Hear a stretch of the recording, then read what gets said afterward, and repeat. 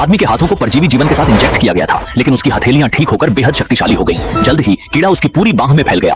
यह पुरुषों को खुद को नियंत्रित करने में असमर्थ बनाता था। उसने पेनिसिलिन ढूंढी, शीघ्र ही इंजेक्शन लिया और इसे खत्म करने की कोशिश की।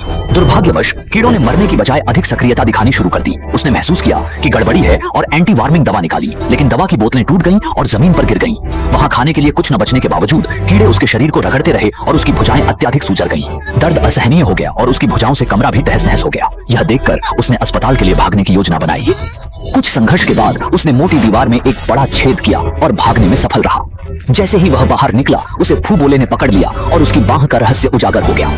इस संकट की घड़ी में उस आदमी ने मशीन गन उठाई, पर बंदूक छूते ही वह पिघल गई और प्लाज्मिड टूट गया।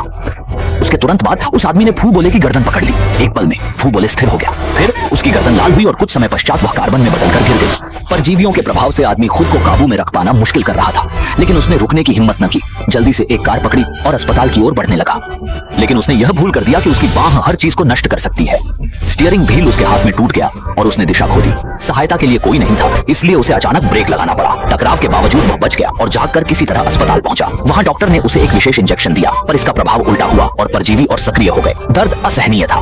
वह सोचने लगा कि सब कुछ खत्म हो गया है, लेकिन उसी समय उसकी तेज हृदय की धड़कन धीरे धीरे सामान्य हो गई और उसकी बांह भी अपनी सामान्य स्थिति में लौट आई। आखिरकार वह ठीक हो गया।